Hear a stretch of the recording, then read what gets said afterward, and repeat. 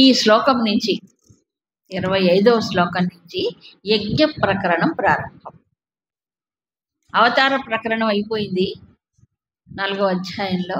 కర్మ ప్రకరణం అయిపోయింది. కర్మ, అకర్మ, వికర్మ ఇవన్నీ చెప్పారు. కర్మలో అకర్మ, కర్మ అకర్మలో కర్మ ఎలా చూస్తాడు, అలా చూసినటువంటి వాడు ఏ రకంగా కర్మల్ని పూర్తిగా లీనం చేసుకుంటాడు, ఆ స్థితి ఏమిటి చెప్పాడు. బ్రహ్మకర్మ సమాధి కూడా చెప్పాడు.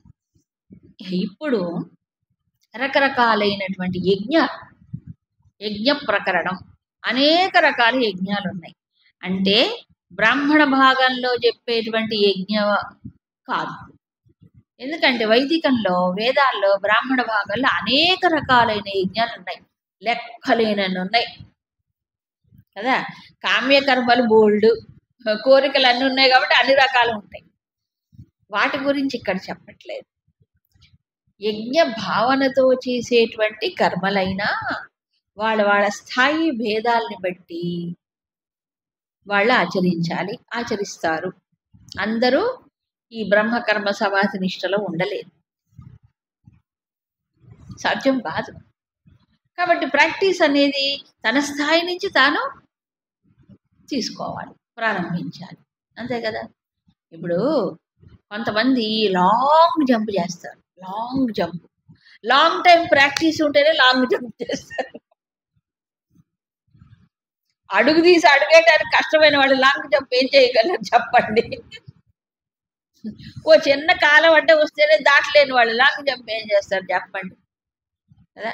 సో లాంగ్ జంప్ చేయాలంటే ఏం చేయాలి? దానికి ముందు శరీరం అనేది బాగా దానికి శిక్షణ, తర్ఫీదు ఇవ్వాలి, శిక్షణ పొందాలి. అలా ఎంతో కాలం చేసేటప్ప వాడు దాన్ని చేసుకోలేడు. హై జంప్ అయినా అంతే. ఈ బ్రహ్మకర్మ సమాధి, బ్రహ్మ స్థితిని పొందటం అనేటువంటిది కర్మ చేస్తూనే, కర్మ ఆపి కాదు, ఇక్కడ గుర్తుంచుకోండి, కర్మ చేస్తూనే. అందుకే మోక్ష అయినటువంటి వాడు కూడా కర్మ చేస్తాడు చెప్పలే, జ్ఞాని అయిన వాడు కర్మ చేస్తున్నాడు. మరి అందుకే చెప్పాడు, నువ్వు ఆపకు నాయనా అర్జున అని చెప్పాడు. కాబట్టి ఇది రకరకాలైన యజ్ఞ విశేషాలు. ఇక్కడ ఇవన్నీ కూడా ఆబ్జెక్టివ్, ఒక ఫలితం బయట పొందటానికి చేసే యజ్ఞములు కాదు.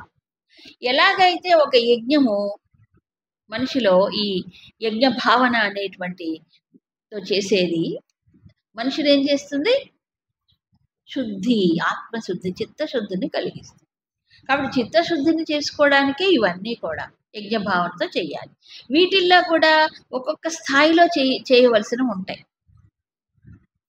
ఇప్పుడు మొత్తం ఒక స్టేట్లో కానీ, ఒక దేశంలో కానీ, లేదా ఒక టౌన్లో కానీ ఎల్కేజీ పిల్లలు ఎంతమంది ఉంటారు? మొత్తం స్టాటిస్టిక్స్ తీయండి. ఎల్కేజీ అంటే చిన్న కిండర్ గార్టెన్ లెవెల్లో ఉండే పిల్లలు ఎక్కువ మంది ఉంటారు. అంటే పుట్టిన వాళ్ళు 3 ఏళ్ళు కాగానే వెళ్ళిపోతారు ఎల్కేజీ. 10th క్లాస్ దాకా వచ్చి కాలేజ్ దాకా వెళ్ళే వాళ్ళు ఎంతమంది? దాంట్లో కొంత ఫిల్టరేషన్ ఉంటుందా? కాలేజీలో ఇంటర్మీడియట్ అయిపోయి డిగ్రీకి వెళ్ళిపోయిన తర్వాత అవునా, ఇంటర్మీడియట్లో మళ్ళీ ఫిల్టరేషన్ అయిపోతాయి. కొంతమంది చదవకనో, మార్కులు రాకనో, ఏదో పరిస్థితులలో అయిపోతాయి. డిగ్రీకి వచ్చేవాళ్ళు ఎంతమంది? మొత్తం స్టాటిస్టిక్స్ తీయండి, తక్కువ. డిగ్రీ అయిపోయిన తర్వాత పోస్ట్ గ్రాడ్యుయేషన్లో చేరేవాళ్ళు ఎంతమంది? తక్కువే. ఎప్పుడైనా పీజీ స్టూడెంట్స్ కూడా కొంతమంది ఉంటారు, కానీ వాళ్ళలో పిహెచ్డి చేసేవాళ్ళు ఎంతమంది? వాళ్ళ మీద లెక్క పెట్టచ్చు. సో ఎల్కేజీతో పోల్చుకుంటే స్ట్రెంగ్త్ ఎంత, పిహెచ్డితో పోల్చుకుంటే మొత్తం జనాభాలో ఎంతమంది ఉంటారు చెప్పండి? చాలా తక్కువ కదా. సో బ్రహ్మకర్మ సమాధి అనే స్థితి రావడం కదా, ఈ చేసేటువంటి ఈ పరికరాలు కర్మ అన్ని బ్రహ్మ దృష్టితో, జ్ఞాన దృష్టితో చేయడం అనేది ఆ స్థాయి, పిహెచ్డి స్థాయి కదా. అధిష్టానమే చూస్తున్నాడు. ఇక్కడికి వచ్చేటప్పటికి అది చేయాలంటే ఏం చేయాలి? మన ప్రాక్టీస్ ఎక్కడి నుంచి మొదలు పెట్టాలి? ఈ నుంచి మొదలు పెట్టాలి, ఏబిసి నుంచి మొదలు పెట్టాలి కదా. సో ఇంద్రియాలకు తర్ఫీదు ఉండాలి, మనస్సుకి తర్ఫీదు ఉండాలి, బుద్ధికి తర్ఫీదు ఉండాలి, శరీరానికి తర్ఫీదు ఉండాలి. ఈ ఇన్స్ట్రుమెంట్స్ అన్నిటినీ కూడా వాటిని మలుచుకోవాలి, మార్చుకోవాలి. సరే కర్మ వ్యవహారాల్లో దృష్టి మారాలి. అవునా? ఇదంతా యజ్ఞమే, మొత్తం సాధన అంతా యజ్ఞమే. చూసారా? ఇది చదివితే మన దృష్టి మారిపోతుంది. సాధన సాధన అంటే ఏంటో ముక్కుతూ మూలుగుతూ కాదు, ఇదంతా యజ్ఞమే. యజ్ఞం వల్ల పవిత్రుడైనట్టు ఈ చేసేటువంటి తనలో తాను తన కోసం చేసేటువంటి యజ్ఞం ఏది పరమాత్మ పొందాలనే దృష్టితో చేసే ఏ చిన్న పనైనా యజ్ఞమే అవుతుంది. చూసారా? ఏమేమి చేస్తే మనిషి పవిత్రుడవుతాడు? ఇన్నర్ ప్యూరిఫికేషన్ కదా, సెల్ఫ్ ప్యూరిఫికేషన్. మనం చూడండి వాటర్ ప్యూరిఫైయర్స్ కొంటాం. ఎందుకు? శుద్ధ జలం కొంటాం. ఎందుకు? ఆ నీళ్ళు తాగలేమండి అంట. అన్నిట్లో ఇప్పుడు ఏమిటి, ఒక క్లెన్లీనెస్, పరిశుద్ధంగా ఉండాలనే కాన్సెప్ట్ పెరిగింది. మంచిదే, మరి ఇది కూడా పెరగాలి కదా. ఏది లోపల కూడా ప్యూరిఫికేషన్ ఉండాలి, పొందాలి. ఇదే సాధన. దానికోసం ఇవన్నీ డిఫరెంట్ లెవెల్స్. ఏ స్థాయిలో? అన్ని స్థాయిల్లో జరగాలి, అన్ని స్థాయిల్లో జరగాలి. ఒక శరీరం మాత్రం బాగా స్నానం చేసి పుసుకొని ఉండి మనసు వీటిని వదిలేశాడు అనుకోండి, ఇంద్రియాలను వదిలేశాడు అనుకోండి. అవునా కాదు? మరి అప్పుడు అందుకని మొత్తం క్లీన్ చేయాల్సిందే. అప్పుడే ఇన్స్ట్రుమెంట్ పనికొస్తుంది. ఏంటి చెప్పండి? ఎన్ని రకాల యజ్ఞాలు? ఇవన్నీ ఆప్షన్స్ కాదు. ఇది చేస్తావా, అది చేస్తావా, నువ్వు టిక్కి పెట్టుకో, అట్ట టిక్కి పెట్టుకోవడానికి లేదు. మల్టిపుల్ చాయిస్ ఉంటుంది చూడండి, ABCDE ఓ టిక్కి పెట్టి, అట్లా టిక్కి పెట్టుకోవడానికి లేదు. మనము చాయిస్ మనకు లేదు. మనం ఏ స్థాయిలో ఉన్నా చూసుకొని చెయ్యాలి అంతే. అవునా? నాకు ఇదే నేను చేస్తా అదే బాగుంటుంది అనడానికి లేదు. ఇప్పుడు ఎక్కడంటే చిన్న ఎగ్జాంపుల్ చెప్తా. ఇప్పుడు మనం బురదలో నడిచాం, వర్షం వచ్చింది, బురద అయింది. బురద అయితే కాళ్ళకు బురద అయితే ఎక్కడ కడుక్కోవాలి? చెప్పండి. కాళ్ళను కడుక్కోవాలి. అవునా కదా? బయటికి వెళ్ళొచ్చాం, ప్రయాణం, తలకు దుమ్ము అయింది, ఏం చేయాలి? తలతో స్నానం చేయాలి. చెమట పట్టింది బాగా, అక్కడక్కడ తిరిగి ఎండలు చెమట పట్టి ఎక్కడ స్నానం చేయాలి? శరీరానికి స్నానం చేయాలి. అవునా కదా? దానికి ఉన్నాయి కదా. బట్టలు మురికే ఏం చేయాలి? బట్టలను శుభ్రం చేసుకోవాలి. మళ్ళీ ఒక్కొక్క దానికి ఒక క్లీనింగ్ రియేజెంట్ ఉంటుంది. అన్నిటికీ ఒకటేనా? ఒంటికి ఒక సబ్బు, తలకో సబ్బు, బట్టలకో సబ్బు లేదా చెప్పండి? అన్నిటికీ రీను సోపు వాడతారా? వాడం కదా. మరి అంట్లకో సబ్బు, బట్టలకో సబ్బు, తలకో సబ్బు, ఒంటికో సబ్బు, ఇన్ని వాడట్లేదా?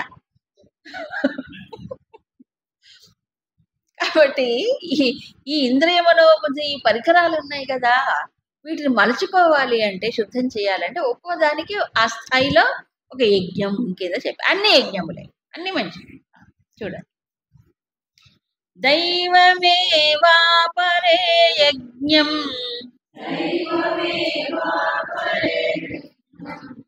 యోగినః పర్యుపాసతే బ్రహ్మాజ్ఞావపరే యజ్ఞం యజ్ఞేనైవోపజుహ్వతి.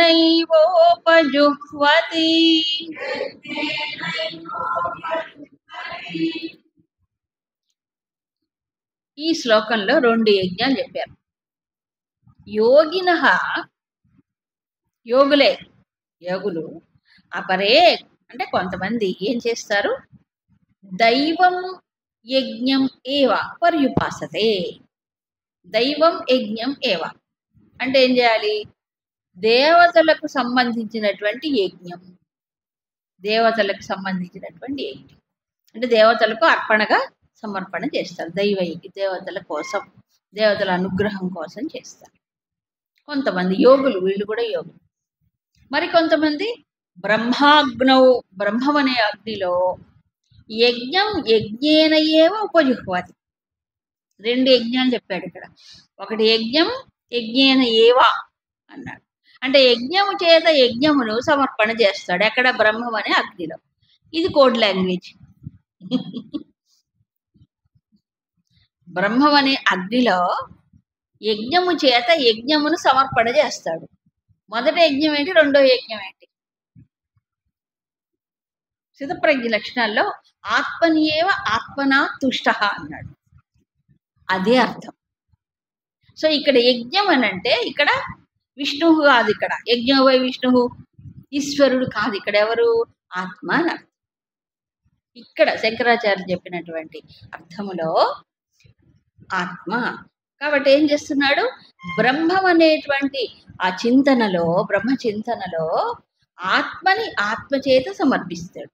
అంటే ఆత్మ అంటే ఇక్కడ ఎవరు? తానే. బ్రహ్మాత్మ ఏకత్వం అంటే చూసారా? అదే బ్రహ్మ ఆత్మ ఏకత్వం. సో ఏం చేయాలి ఇప్పుడు? బ్రహ్మములో తాను ఏకమవ్వాలంటే ఇప్పుడు తన ఆత్మగా వేరుగా ఈ ఉపాధిలో ఉన్నాడు కదా. కాబట్టి ఈ ఉపాధి స్థితమైనటువంటి ఆత్మని ఏం చేస్తున్నాడు? సర్వవ్యాపకమైనటువంటి బ్రహ్మ భావనలో ఏం చేస్తున్నాడు? లీనం చేస్తున్నాడు. దేని చేత? ఆత్మ చేత. ఇంక బుద్ధి చేత, మనసు చేత కాదు. బుద్ధి చేత, మనసు చేత ఆత్మలు బ్రహ్మభావాలు తీసుకెళ్ళి ఆత్మ లీనం చేయలేడు. ఆత్మభావన రావాలంటే ఈ ఉపాధి భేదం పోవాలి. ఉపాధి దాదాపు ఇది హయ్యెస్ట్. ఇది హయ్యెస్ట్. కాబట్టి బ్రహ్మ అగ్నవు. కాబట్టి బ్రహ్మం అంటే ఏంటి? నిరస్త అశేష విశేష బ్రహ్మ తత్వం. నిరస్త అశేష విశేష అంటే ఏంటి?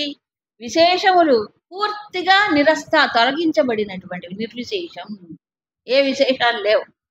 అంటే ఏంటి? ఈ చిన్న దేవుడు, ఆ చిన్న దేవుడు, ఆ దేవుడు, ఈ దేవుడు ఏమి లేవు. ఏ విశేషాలు లేవు. కాబట్టి అందరికంటే సింప్లెస్ట్, ఏ విశేషములు లేకుండా సర్వసాధారణంగా ఉండేది ఎవరంటే పరమాత్మ, పరబ్రహ్మమే.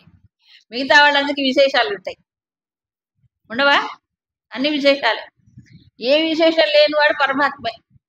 కాబట్టి ఎవరికి ఇష్టం ఉండదు. అందరికి ఏం కావాలి? విశేషం కావాలి, స్పెషల్ కావాలి, స్పెషాలిటీ ఉండాలి. అవునా కదా?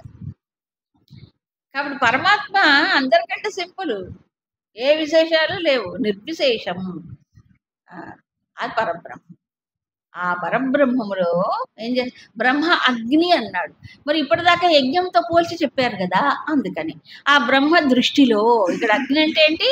అజ్ఞాన దృష్టిలో ఏం చేస్తున్నాడు? ఆత్మనాయేవ ఆత్మను ఉపజీవిపోతా అని చెప్పుకోవాలి. తనను తానే సమర్పించుకుంటాడు. ఇందాక చెప్పిన ఎగ్జాంపులే అది. కొంతమంది ఏం చేస్తారు? దైవం ఏవా అంటే ఏంటి? దేవతలకి సమర్పణ చేస్తారు. ఏం సమర్పణ చేస్తారు? దేవతలు అనగానే ఏ దేవతలు? బాహ్యంగా ఉండే ప్రకృతి శక్తులు, లోపల ఉండేటువంటి ఇంద్రియ శక్తులు. లోపల శక్తులు ఉన్నాయిగా, పనిచేస్తున్నాయిగా. ఇప్పుడు మరి అందరూ ప్రపంచంలోనే బ్రతకాలి కదా. జ్ఞాన దృష్టిలో ఉన్నవాడు ప్రపంచంలోనే బ్రతకాలి, ఇంద్రియాలను ఉపయోగించుకుంటాడు, ప్రకృతిలోనే ఉంటాడు. సామాన్య మానవుడు కూడా ఉంటాడు. ఇప్పుడు ఈ జ్ఞాన దృష్టి కలిగినటువంటి వాడు ఏం చేస్తున్నాడు? ఉపయోగించుకుంటాడు ఇంద్రియ శక్తులను. కాబట్టి ఇప్పుడు విషయాలని ఏం చేస్తున్నాడు? దేవతలకు సమర్పణ చేస్తున్నాడు. ఏ దేవతలు? ఇంద్రియాల దేవత. ఇంద్రియాలు అనేటువంటి దేవత. ఇది సమర్పణ అని అర్థం. అంటే కన్ను చూస్తుంది. కన్ను దేన్ని చూస్తుంది? దృశ్యాన్ని చూస్తుంది. వెంటనే మనం మెకానికల్ యాక్షన్ అయితే ఏమవుతుంది చెప్పండి? ఆ దృశ్యం కంటిలో నుంచి, మనసులో నుంచి బుద్ధిలోకి వెళ్ళిపడి ఒక స్పందన వచ్చి ఏదో ఒక ఇది జరిగిపోతుంది. ఈ విషయాలన్నీ లోపలికి స్వీకరించటము కూడా ఏమవుతుంది? ఇప్పుడు దేవతలకు సమర్పణం. దేవతలు లోపల ఉన్నారనే ముందు గుర్తుండాలి కదా. దేవతలు అనుకోవట్లే, నా కన్ను, నా చెవి, నా ముక్కు, నా ఇంద్రియం, నేను. కాబట్టి ఇంద్రియాలతో తాదాత్మ్యం ఉండట్లే. ఇక్కడ ఉంటున్నాయా లేవా? ఇంద్రియాల తాదాత్మ్యం ఉన్నప్పుడు నేనే అయిపోతాను అక్కడ. కాబట్టి ఇక్కడ ఎవరున్నారు? నిజానికి దైవీ శక్తులు. సో ఇవన్నీ విషయాలు వచ్చి పడుతుంటే ఏమవుతుంది? అప్పుడు ఈ దేవతలకు సమర్పణ. ఎంత యజ్ఞము. మనం ఏంటంటే మామూలు ఒకటే చూస్తాం. బ్రహ్మార్పణ శ్లోకంలో అంటే ఏం గుర్తొస్తుంది? Dining hall. ఆశ్రమంలో అన్నిట్లో అలవాటు. బ్రహ్మార్పణం అనగానే డైనింగ్ హాల్, అన్నం, టేబుల్, ఈ సీనే గుర్తొస్తుంది. కాబట్టి ఇదే దేవుడికి సమర్పణ చేసి తింటాం అనుకుంటాం. కాదు, అన్ని ఇంద్రియముల ద్వారా స్వీకరించేటువంటి విషయములు ఏవైతే ఉన్నాయో ఆ విషయాల్ని సమర్పణ చేస్తున్నాడు. ఎవరికి సమర్పణ చేస్తున్నాడు? దేవతలు. అప్పుడు వేరుగా కూర్చొని యజ్ఞం చేయక్కర్లేదు ఇంకా. ఎందుకు? ఇది నిత్య యజ్ఞం, నిత్యము జరిగే యజ్ఞమే. ఇప్పుడు చూడండి, సమర్పణ అనేటప్పటికి ఒక పవిత్ర భావన వస్తుంది. ఇందులో భోగవ దృష్టి ఉండదు. అవునా? భోగ దృష్టి అసలే ఉండదు. ఇదంతా యోగమే అయిపోతుంది. అందుకే యోగినః అంటారు. యోగులు మాత్రమే చేస్తారు దీన్ని. ఎందుకు? ఈ లోపల దైవీ శక్తులు ఉన్నాయి, ఈ విషయాలు సమర్పించబడుతున్నాయి అనే దృష్టితో చేస్తాడు. అప్పుడు ఏ విషయం వచ్చి లోపలికి పడ్డా ఆయనకి ఏముంది, దేవతలకి వెళ్ళిపోతారు. ఏమవుతుంది? అవునా? దృష్టి జరగదు, వచ్చి పడుతున్నాయి, ఏమవుతాయి? ఏం కాదు. అందుకే చూడండి, ఆపూర్యమాణమచల ప్రతిష్ఠ చెప్పలే, యద్వత్ కామాయం ప్రవిశంతి సర్వే. ఇవన్నీ లోపలికి వస్తున్నాయి, పోతున్నాయి, ఏం చెల్లించాడు. ఇది జ్ఞాన దృష్టే. అలర్ట్గా ఉంటాం. దైవీ శక్తులు పనిచేస్తున్నాయి. దైవం ఏం. ఇది సాధకులకైతే ఇదే సూచన. వాళ్ళేమో అది ఎప్పుడో నిష్ఠలో ఉండి చేస్తారు. సాధకుడైతే ఏం చేయాలి? గుర్తుపెట్టుకొని చెయ్యాలి. వాళ్ళేమో సహజంగా చేస్తారు. సాధకుడైనటువంటి వాడికి ఇదొక సూచన. ఏమని?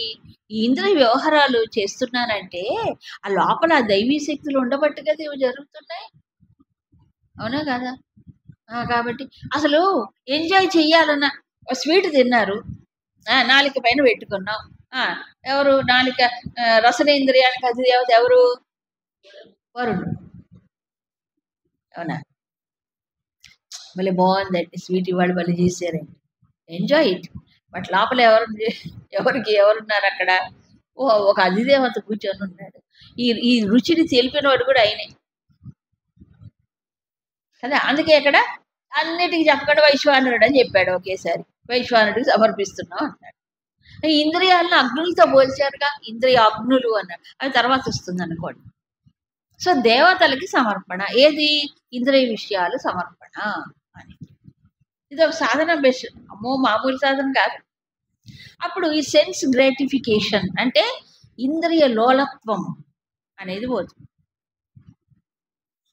అవునా కదా? ఇంద్రియ లాలసత అంటాడు. అంటే ఇంద్రియాలు ఎప్పుడు ఏదో ఒకటి కోరుకుంటూనే ఉంటుంది. ఇది కాదు, ఇంకోటి కాదు అని కోరుకుంటుంది. తృప్తి పడవు. ఎంత తీర్చినా వీటికి తృప్తే ఉండదండి కదా. ఆ డిమాండ్స్కి లొంగిపోకుండా ఈ సమర్పణ భావన చేత శుద్ధం అవుతుంది. ఇక రెండవది ఏంటి? ఆత్మభావన చేత ఆత్మని బ్రహ్మం అనేటువంటి భావనలో లీనము చేస్తాడు. బ్రహ్మ భావనలో చెప్పాడు. ఇకపోతే సో ఇవన్నీ ఎందుకు చేస్తున్నారు? ఇప్పుడు ఆత్మశుద్ధికి చేస్తున్నారు. అందుకు చెప్పాడు భగవంతుడు అర్జునుడు ఉద్దేశించి అందరికీ కూడా కర్మ చేసేటప్పుడు నీ కోసం కాకపోయినా ఏం చేయాలి? యజ్ఞ భావనతో చేయి, సమిష్టి కోసం చేయి. అది ఎప్పుడైతే సమిష్టి దృష్టి వచ్చిందో ఈ చిన్న అహంకార భావంతో చేసి ఇదంతా ఏమైపోతుంది? కరిగిపోతుంది, లీనమైపోతుంది. కర్తృత్వం, గీతృత్వం అన్నీ పోతాయి. ఇది ఒక సాధన. ఇది 2 యజ్ఞాలు చెప్పారు. తర్వాత శ్లోకంలో మరొక 2 యజ్ఞాలు. శ్రోత్రాదీనేంద్రియాణ్యన్యే సంయమాగ్నిషు జుహ్వతి శబ్దాదీన్ విషయానన్యే ఇంద్రియాగ్నిషు జుహ్వతి. సో దేవయజ్ఞం, బ్రహ్మయజ్ఞం 2 అయిపోయాయి. ఇప్పుడు ఇంకో 2 యజ్ఞాలు చెప్తున్నారు. ఒకటి ఇంద్రియ అగ్నులులో చేసేటువంటి యజ్ఞం, రెండోది సంయమం అనే అగ్నిలో చేసే యజ్ఞం. మొదటి చూద్దాం. శబ్దాదీన్ విషయాన్ ఇంద్రియాగ్నిషు జుహ్వతి. మరికొంతమంది ఏం చేస్తున్నారు, శబ్దాది విషయములు తెలుసు కదా, శబ్ద స్పర్శ రూపరస గంధములు, వీటిని ఏం చేస్తున్నాడు, ఇంద్రియములనే అగ్నిలో జుహ్వతి సమర్పణ చేస్తున్నాడు. ఇంద్రియములనే అగ్నిలో. మరికొంతమంది శ్రోత్రాదీన్ ఇంద్రియాణి అంటే ఇంద్రియ శక్తులు ఉన్నాయి కదా, వీటిని సంయమం అనే అగ్నిలో సమర్పణ చేస్తుంది. ఒకదానికంటే ఒకటి సూక్ష్మం, ఒకదానికంటే ఒకటి సూక్ష్మం. ఏంటది? శబ్దాది విషయాలు, శబ్ద స్పర్శ రూప రస గంధములనే విషయాలు కదా. విషయాలను ఏం చేస్తున్నారు అగ్నిలో. ఏ అగ్నులు? ఇంద్రియ అగ్నులు. ఇంద్రియ అగ్నులు. ఇందాక దేవతలు అన్నారు. దేవతలు అన్నారు కదా, దేవతలకి తృప్తి కలిగించడం అనే భావనతో చేస్తాడు ఈ సయ్య. అక్కడ ఆహుతి. ఇక్కడ ఇంద్రియములనే అగ్నులు అన్నాడు. ఎందుకంటే ఇది ఉపనిషత్తులో, కఠోపనిషత్తు వాటన్నిటిలో ఉంది. మనకి 7 అర్చిష్యులు అంటారు. అర్చిష్ అంటే ఏంటి? జ్వాలలు. 7 జ్వాలలు ఎప్పుడూ వెలుగుతూ ఉంటాయట మనిషిలో. 5 ఇంద్రియములు, మనోబుద్ధులు, ఇది కూడా జ్వాలలే. కొంతమంది ఏం చెప్తారంటే ఇవి ఉన్నాయి కదా 5 ఇంద్రియ శక్తులు, ఈ ద్వారాలు ఉన్నాయి కదా, ఇవి చెప్తారు కొంతమంది. ఏదో మొత్తానికి 7 జ్వాలలు ఉన్నాయి అంటారు. ఈ 7 జ్వాలలు ఎప్పుడు? జ్వాల అంటే ఏంటి? అగ్ని జ్వాల. ఇలా నాలుకలు తెరిచి ఉంటాయి. నాలుకలు తెరిస్తే ఏమవుతుంది? అది ఎప్పుడు ఏం కావాలని కోరుకుంటుంది? విషయాలు కావాలని కోరుకుంటుంది. అందుకే అగ్నితో పోల్చాడు. ఈ విషయాన్ని మనం మర్చిపోవద్దు. దుష్పూరేణ అనలేని గుర్తు పెట్టుకోవాలి. అవునా? ఎంత వేసినా వాడికి తృప్తి ఉండదు. ఎప్పుడు ఇది నేను భోగిస్తున్నాను అనుకున్నప్పుడు తృప్తి ఉండదు, ఇంకా ఇంకా కావాలంటుంది. అక్కడ భోగ భావన ఉంది, భోగ దృష్టి ఉంది, కాబట్టి దాన్ని తీర్చలేము మనం. భోగ దృష్టి ఉన్నప్పుడు ఎన్ని అనుభవించినా ఎప్పుడూ అసంతృప్తే. దీనికంటే ఎక్కువ భోగాలు అనుభవించి ఇంకోడు ఉంటాడు, దీనికంటే ఎక్కువ ఏదో కనిపిస్తుంది. ఇక్కడ కాకపోతే స్వర్గలోకంలో కావాలి, అది కూడా తృప్తి ఉండదు. ఎప్పుడైతే భోగ లాలసత, భోగ దృష్టి ఉంటే అప్పటికి తృప్తి ఉండదు, మనిషికి సుఖం ఉండదు. ఎప్పుడైతే యోగ దృష్టి వచ్చిందో అప్పుడు భోగ దృష్టి పోతుంది. సో యోగ దృష్టి ఏంటి? ఇప్పుడు ఇదే విషయాల్ని ఇంద్రియాలకు సమర్పణ చేస్తున్నాడు. అయితే ఇంద్రియములని ఏమన్నారు? ఇంద్రియ అగ్నులు అన్నాడు. వెంటనే మనకి ఏం గుర్తొస్తుంది? ఇంద్రియ అగ్నులు అనగానే అగ్ని అంటే సమర్పణ. ఇప్పుడు చెత్త ఉంది, చెత్త కుప్పకు అగ్ని పెడతాడు, పెడితే ఏమో కాలిపోతుంది. దాని హోమం అంటారా? దాని హోమం అంటారా? అనరు. రోజు వంట చేసుకోవడం స్టవ్ వెలిగించాం, అది కూడా అగ్ని జ్వాలే. దాని హోమం అంటారా? అనరు. హోమం ఎప్పుడు అంటారు? ఓ పవిత్రమైనటువంటి స్థలము, దానికి యజ్ఞకొండవు, అవునా కదా, దాంట్లో ఆహుతులు పవిత్రంగా ఉండాలి, అది సమర్పణ చేసినప్పుడు హోమం అంటాం. కానీ అక్కడ పడితే అగ్నిలో వేసేస్తే హోమం అనం కదా. అంటే ఏమిటి అర్థం? ద్రవ్యశుద్ధి చూస్తాం అక్కడ, తర్వాత అక్కడ వస్తు శుద్ధి చూస్తాం, తర్వాత పరిసరములు కూడా శుద్ధంగా ఉండాలి, చేసేవాడు కూడా శుద్ధంగా ఉండాలి, అన్నీ ఉండాలి అక్కడ. అప్పుడు కానీ సక్సెస్ అవుతుంది. అది యజ్ఞం అంట. అది యజ్ఞం మనం. ఇప్పుడు చూడండి, ఇంద్రియములైన అగ్నుల్లో విషయాలని దాన్ని సమర్పణ చేస్తున్నాడంటే ఇది ఒక సమర్పణ. అప్పుడు ఏం సమర్పిస్తున్నావు చూసుకోవద్దా? ఆహుతి ఏం సమర్పణ చేస్తున్నాడు? శుద్ధమైన వస్తువునే సమర్పణ చేస్తాడు. హోమకుండంలో తీసుకొచ్చి కాగితాలు వేస్తారా? వెయ్యరు కదా. అలాగే ఇది ఇంద్రియములనే అగ్నులలో సమర్పిస్తా అనుకున్నప్పుడు, ఇది ఒక ఆహుతి అయినప్పుడు ఏం సమర్పణ చేస్తాం? చూసుకో. ఏ దృశ్యం లోపలికి వస్తుంది, ఏ శబ్దం లోపలికి వస్తుంది, ఏది నాలుక ద్వారా వస్తుంది, ఏది స్పర్శ ద్వారా వస్తుంది. అవునా? వస్తుశుద్ధి చూడాలి. చూడద్దా? అప్పుడు సంయమనం ఆటోమేటిక్. అవునా? సంయమనం జరగదా? Automatic control. చూస్ చేస్తున్నావు కాబట్టి చూజ్. అవునా? ఆహుతి అజ్జాహుతులే వెయ్యాలండి, శుద్ధమైన ఆవు నెయ్యే వెయ్యాలి అంటారు.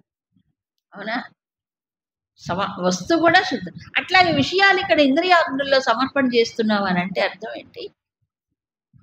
అగ్నిలో పవిత్రమైన ఆహుతులు ఇచ్చినట్టుగా ఇక్కడ వస్తువులు కూడా నువ్వు ఎంపిక చేసుకో. నీకు ఏది అవసరమో, ఏది నీకు ఉపయుక్తమో సాధనకి, అది మాత్రం విషయాలు లోపలికి తీసుకో. ఇప్పుడు దమము రాదా? ఇంద్రియ నిగ్రహము రాదా? సంయమనము రాదా? చూస్తేగా, అబ్జర్వ్ చేయాలి. అందుకే ఏది పడితే అది వేసేయకూడదు లోపలికి. అవునా కదా? ఇప్పుడు తినాలని ఉంది, తినండి. ఏ టైంలో తింటున్నాం? నిజంగా అవసరం ఉండి తింటున్నామా లేదా చూసుకోవాలి. టైం ఒకటి. వస్తువు శుద్ధంగా ఉందా లేదా? అవసరం కొద్ది తింటున్నామా లేదా? అక్కడ వేస్ట్ అయిపోతాయండి, ఎందుకని వేసేసా. ఇదో వేస్ట్ బాక్స్. అవునా కదా? ఇప్పుడు అగ్నిలో వెయ్యటం అనగానే గుర్తు రావాలి మనకి, చెత్త తగ్గించినట్టు కాదు. అవునా? ఎప్పుడు చేస్తాం హోమం? దానికి తగిన వాతావరణం ఏర్పరచుకొని చేస్తున్నాం. అలాగే వస్తు శుద్ధి చూడాలి, టైం చూడాలి. ఎప్పుడు పడితే అప్పుడు హోమం చేయం కదా, ప్రాతకాలంలో సాయంత్రం ఏదో ఒక సమయంలో చూస్తాం. అవును, కానీ విషయాలు ఏది పడితే అది కళ్ళల్లోకి వెళ్ళిపోతాయి, ఏది పడితే వెళ్ళిపోతూనే ఉంటాయి లోపలికి. అప్పుడు కంట్రోల్ ఉంటుంది.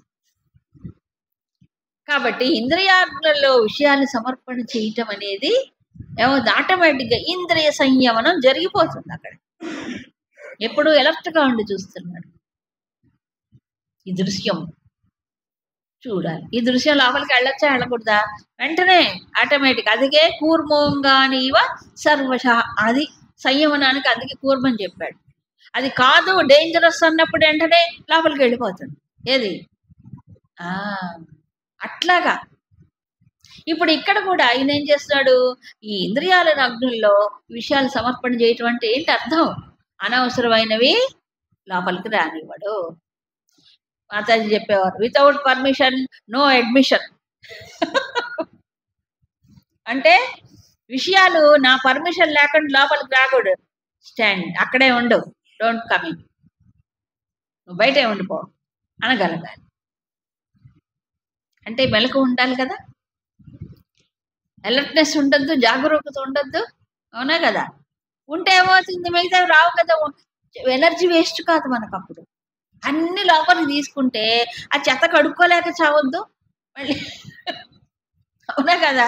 చెత్తవన్నీ లోపలికి వేసుకుంటే ఎవరు కడగాలి దీన్ని? మనమే రేపు చెత్తను సిద్ధం చేసుకోవాలి. లోపలికి వెళ్ళి పడితే అది బరువు ముందే తగ్గించుకున్నాం అనుకోండి, హాయి కదా, లోపలికి రాకుండా చేసుకోండి.